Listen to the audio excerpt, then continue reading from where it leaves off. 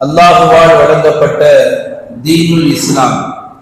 இந்த தீனுல் இஸ்லாம் நமக்கு கிடைத்திருப்பது பேர் உபகாரம். ஒரு கட்டத்திலே இது நியாமத் என்று சொல்லலாம். அதில் ஒரு முஸ்லிம் கடைசி வரை நிலைத்து நிற்பது என்பது அவனுடைய அடையாளம், அலாமத் என்று சொல்லலாம்.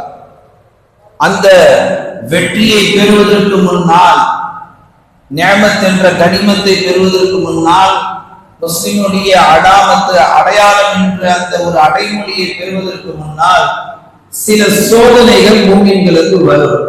சில நெருக்கடிகள் மூமின்களுக்கு அல்லாஹ்வே உண்டாக்குவான். அந்த சோதனைகளையும் அந்த நெருக்கடிகளையும் ஒரு முஸ்லிம் எப்படி கடக்கிறான் என்பதுதான் மிக முக்கிய வாய்ந்த ஒரு செய்தியாக இருக்கிறது. ஒரு முஸ்லிம் கடந்ததற்கு பின்னால் அந்த சோதனைகளிலே அவர் முதலில் கையாள வேண்டியது போராட்ட குணம்.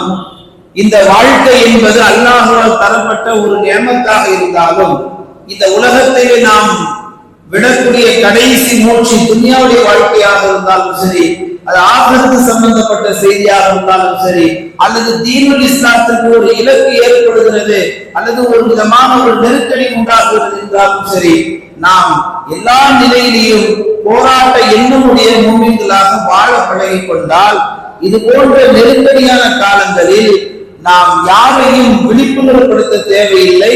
போராட்ட களத்திலே நம் வீரம் என்ன என்பதை, நம் பலம் என்ன என்பதை நாம் எதிரிக்கு புரிய வைத்து விடலாம். ஏனென்று சொன்னால், போராட்ட குணம் வேண்டும் என்ற தலைப்பு இன்றைக்கு மூமின்கள் குடும்பத்திற்காக போராடுகிறார்கள், சமூகத்திலே ஒரு நல்ல நிலை வர என்பதற்காக போராடுகிறார்கள், அல்லது ஒரு வியாபார வணிகத்துறையிலே ஒரு சிறந்த வியாபாரியாக வருவதற்காக போராடுகிறார்கள், கல்வியிலே போராடுகிறார்கள். எல்லாவற்றிலும் மூமின்கள் போராடக்கூடிய நிலை வரவேற்கத்தக்கது. ஆனால் இஸ்லாமிய ஷரியத்துக்கு ஒரு நெருக்கடி அரசாங்கத்தால், அதிகாரிகளால் நமக்கு தரப்படுகின்ற பொழுது நாம் எப்படிப்பட்ட போராளிகளாக உருவாக வேண்டும் என்பதுதான் இந்த ஜும்மாவுடைய உயர்ந்த சிந்தனையாக நமக்கு இருந்து கொண்டிருக்கிறது. சரி, ஒரு மூமினுக்கு ஈமான் எவ்வளவு முக்கியம் வாய்ந்ததோ அதே போன்றுதான் ஒரு மூமினுக்கு போராட்ட குணம் என்பது மிக முக்கியம் வாய்ந்ததாக இருக்கிறது.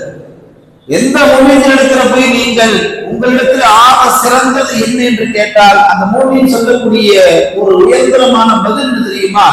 என்னிடத்தில் இருக்கக்கூடிய ஆக சிறந்தது லா இலாஹ இல்லல்லாஹ் முஹம்மது ரசூலுல்லாஹ், இந்த கலிமா தான் சிறந்தது. இதை ஈமான் கொண்ட அந்த ஈமான் தான் சிறந்தது. சரி, இந்த ஈமானுக்கு அடுத்த சிறந்த ஒரு விஷயம் என்ன என்று கேட்டால், மூமின்கள் சொல்லக்கூடிய பதில் போராட்ட குணம் என்பதாக